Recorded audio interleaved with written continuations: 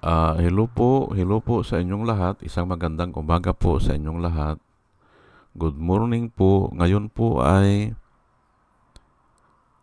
6 ng Abril 2026 anyo at ang oras po ngayon dito sa Los Angeles, California ay 6:55 ng umaga.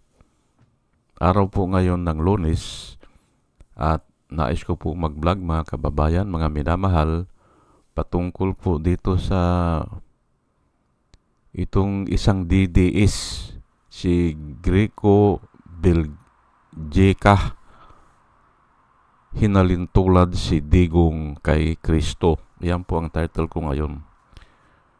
Yung si Greco Biljeka, hinalintulad si Digong kay Kristo. Ayan po. Naging naging sangguniang bayan o ng lungsod ng Maynila at kumandidato ata ng senador pero talo. Aywan ko kung 2 beses na. Ngayon ay bataan ito ni o parang inappoint pa ata ito ni Duterte. Aywan ko lang kung ano na yung kanya, yung katungkulan niya parang parang lumalaban sa korupsyon. Parang ganun eh. Pero nga ay ito ay DDS o talagang bataan ni Duterte. Kaya nga ito ang ginawa niya, hinalintulad niya si Digong kay Kristo. Ay ang masasabi ko lang po dyan ay kung ano-ano na lang ang pumapasok sa isipan ng mga DDS. Opo. Kung gira, pilit nilang iuugnay sa impeachment. Hindi ba? Ang sinasabi nila ay, bakit uunahin pa yung impeachment kisa sa gira? O, at yun nga, yung oil crisis. Ganoon din sa oil crisis, Bakit daw inuuna pa ang impeachment kisa yung oil crisis? Ay, kahit anong mangyari nga kahit anong mangyari, gagawa sila ng sentence na palalabasin nila si Duterte ang magaling. Yun po hindi ba? Kahit na magkagera, si Duterte ang magaling. O, magka-oil crisis, si Duterte pa rin ang magaling. Ganun po Ganun po. Kahit na anong mangyari, kahit siguro umulan yan si Duterte pa rin ang magaling Kahit na umaraw, ay si Duterte pa rin ang magaling. Yun yun ang kwan nila dyan Ha? At ito nga ay hindi siya natatakot na ihalintulad niya o ihambing niya si Digong kay Kristo. Kaya naisipan ko na sagutan ito o sagutin. Kasi nga, ay napansin ko sa kanila kahit wala namang koneksyon pilit nilang inuugnay para lang maipakita na si Duterte ang magaling. Opo. Kahit anong mangyari yan. Ganun po yan Ganyan po talaga ang mga tao na gustong baliktarin ang mga pangyayari. Magsasalita lang sila ng kung ano-ano pero wala namang saysay. Walang basis o walang reason o walang logic. Yan po ang ginagawa nila. Katulad nga ng sinabi ko, kahit na umaraw ngayon maganda ang sikat ng araw, ay sasabihin nila, blessing yan, o si Duterte na naman yan, hindi ba? Iuugnay nila pilit yan. Pag bumabagyo naman, mabuti pa raw kay Duterte. Ganun lang yan Hindi ba? Yan ang napansin ko sa kanila.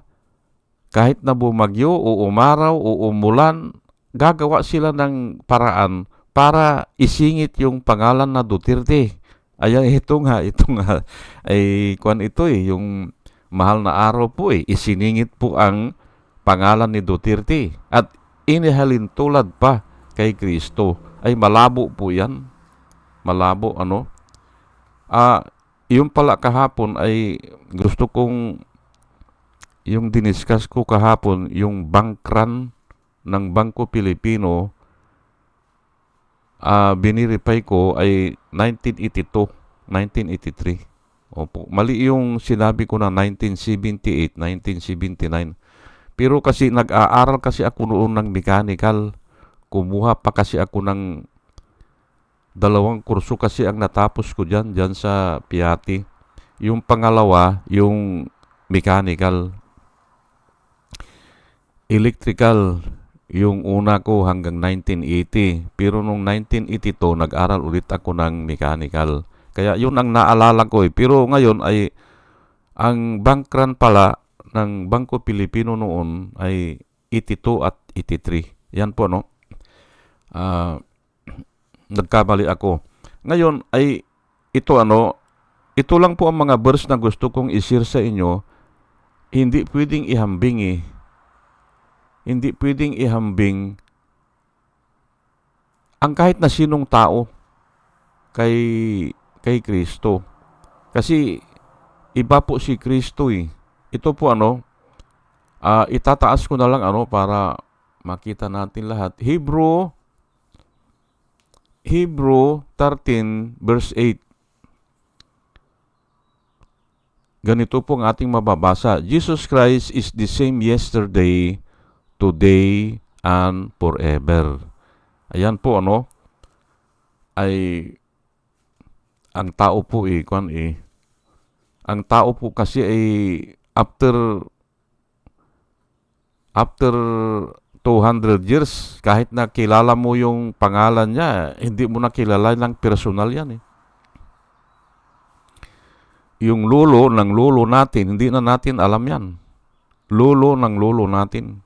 O lolo na lang ng tatay natin. Yung lolo ng tatay natin. Hindi na natin nakasalamuha Hindi ba? Ay ito Jesus Christ is the same yesterday, today, and forever. Ayan po nakasulat. Ay hindi ko na i-discuss yan kasi mahaba na discussion yan Revelation 22 verse 13, I am the Alpha and the Omega, the first and the last, the beginning and the end. Ayan po, si Kristo po yan. I am the Alpha and the Omega. Ayan po. The first and the last, the beginning and the end. Ayan po. Ngayon ay bibigyan ko lang po ng explanation ito Kasi nga marami ang nalilito dito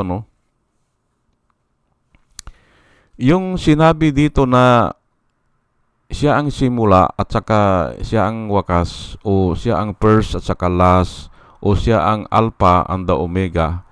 Halos iisa ang meaning niyan Yan po ay patungkol lang dito sa yung mundo o yung alam natin, yung creation.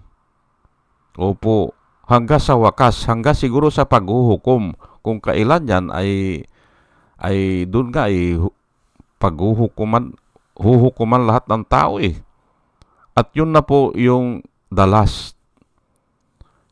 Kasi nga ang Diyos wala namang beginning and end wala Pero ito, ang tinatalakay po dito ay yung alam natin na beginning o yung pagkagawa niya ng universe.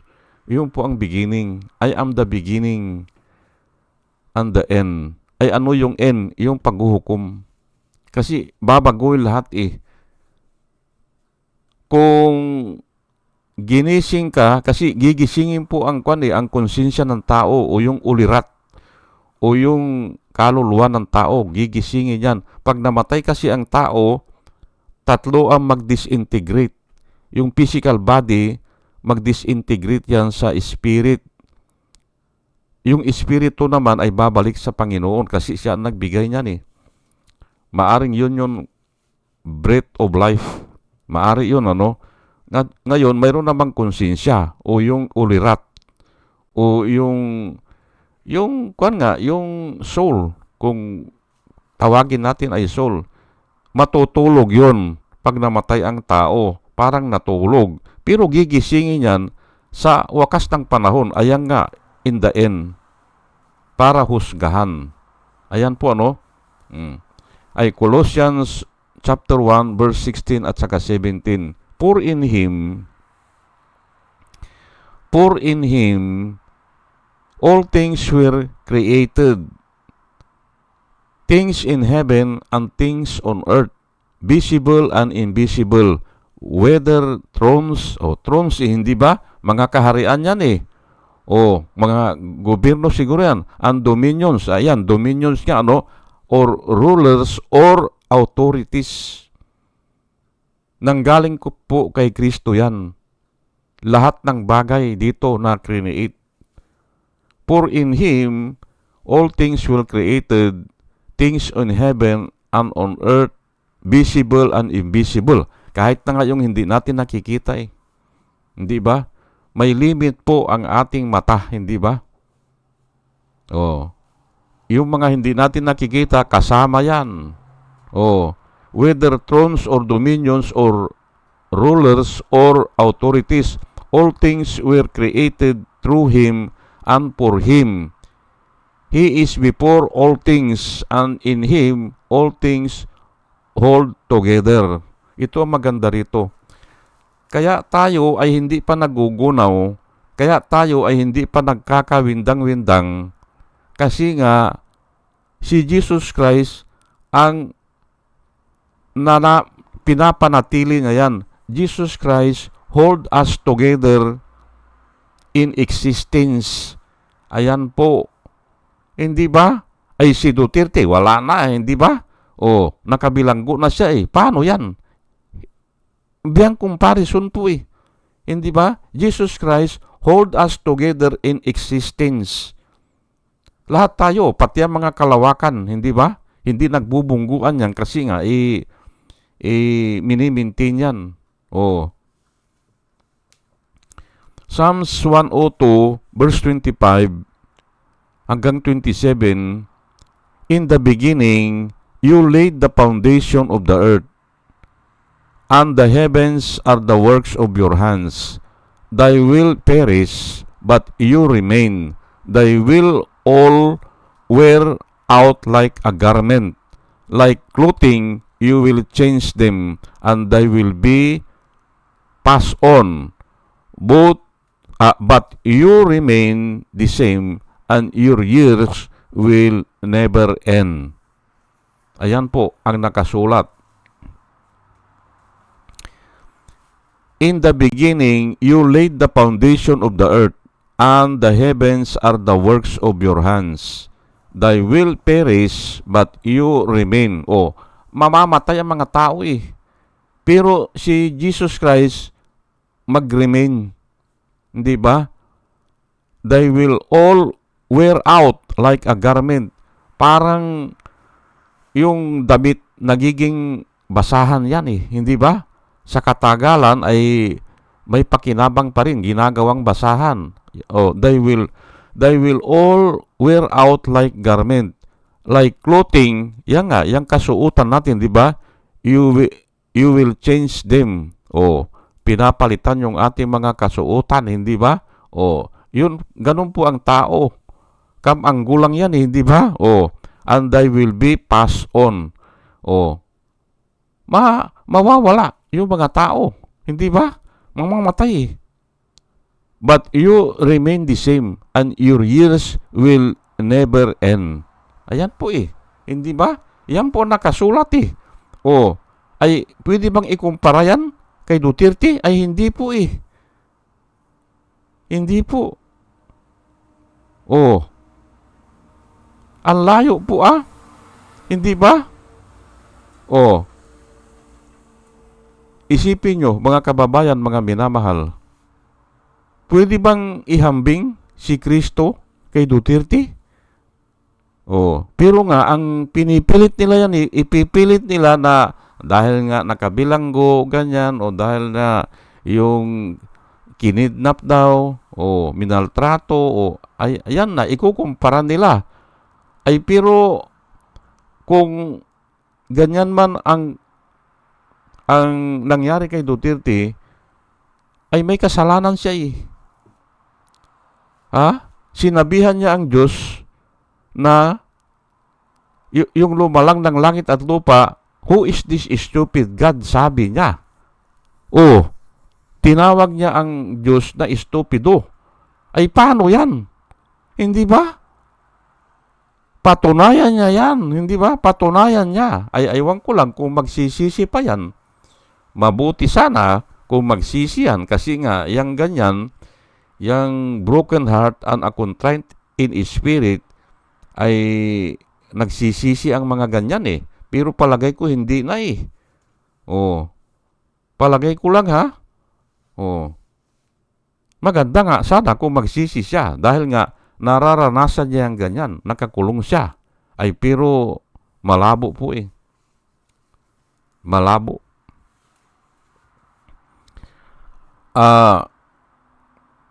Ang sinasabi ko lang po dito ay iba po si Kristo. Kasi nga, yung tinalakay ko nung isang araw, nung mahal na araw, sino ba si Kristo?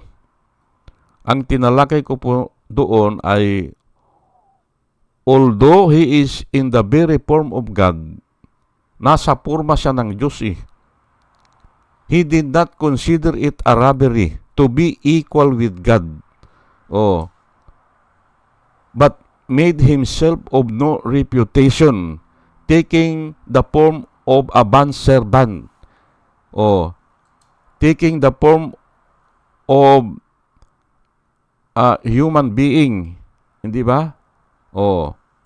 And he obeyed to his Father, even death on the cross. Yun po nakasulat. At nung napagtagumpayan niya ang kamatayan, siya ay ginawa, God exalted him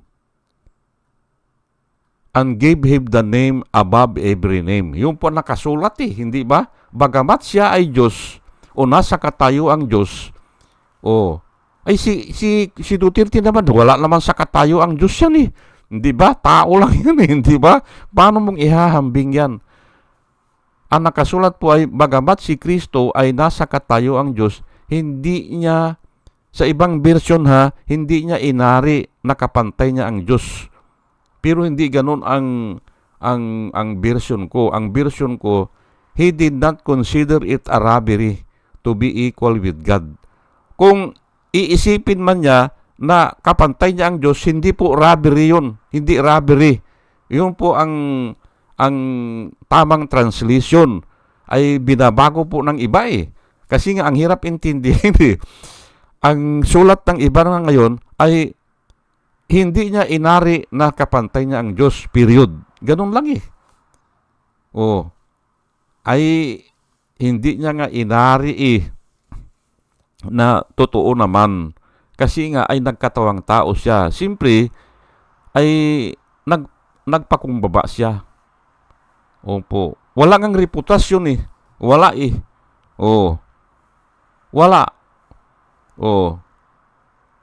Bondservant, yung katayuan ng tao na alipin ng kasalanan. Yun po. Ay nung napagtagumpayan niya naman, sumunod siya sa Ama eh. Yung napag-usapang nila na siya ay ipapako, na siya ay mamamatay sa krus. Nung naubi na yan, ay binigyan naman siya ng pangalan na above every name. Ayan po pinakamataas na pangalan. Yan nga siya nga ang author ng eternal salvation po eh. Ay si Duterte, ay ang sarili niya, hindi niya mailigtas yan, hindi ba? Wala pong tao na pwede niyang iligtas ang kanyang sarili. Wala, kahit na isa. Kasi makasalanan po ang tao eh. Kaya hihingi lang tayo ng tulong o ng habag. Habag lang eh. Noah find favor in the eyes of God. Pabor lang ang kailangan natin o habag o grace na hindi natin pwedeng bayaran. Hindi pwede. Opo. Wala tayong pambayad. Kung hindi, hihiling lang tayo ng habag. Ay si Duterte, humiling ba ng habag yan? Hindi nga eh. Ang sinabi niya ay, who is this stupid God? At ang sinabi pa noon, ako, Diyos ako, ipako mo ako? O, sabi, hindi daw siya papayag eh. Ayun na nga po eh. Ang nakasulat po doon sa Biblia, na ibang version naman hindi niya inari na kapantay niya ang Diyos. O, hinubad niya ang kanyang pagka-Diyos na hindi kayang isipin ng tao. Yun po nakasulat eh. Hindi maisip ng tao. Bakit ganun? Ayan nga. Kaya nga ito si Duterte, tinatanong niya eh, who is this stupid God eh? O, hindi ba? O, ang nakasulat po ay yung hindi niya inari na siya ay Diyos o kapantay niya ang Diyos. At siya ay yung nga sumunod sa Ama na napakahirap intindihin ng tao. Sabing ganun eh. Mayroon pong ganong version eh. A thing to be grasps. Ano ba yung grasps? Ay hindi mo nga maisip eh. Hindi ba? O, ay ito po, hindi po alam ito ng mga tao. Kaya wala silang mga pananampalataya. Kaya ako po ay patuloy ako na nagdidiscuss dito, ay sino ba si Kristo? O, at ano ba ang kaibahan ni Kristo sa atin? Ay, kwan nga siya eh. He is the first and the last eh. The Alpha and the Omega, and the beginning and the end. Hindi ba? O, ayan po eh.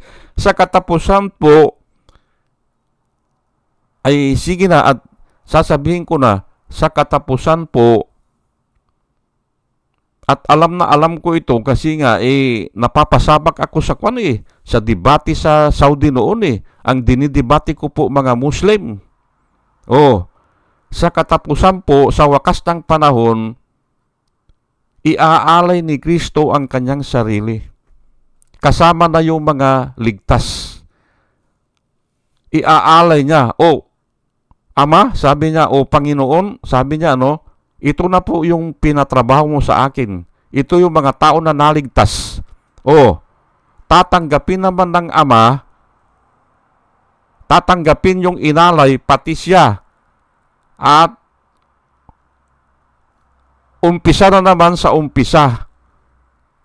Iisa ang Diyos.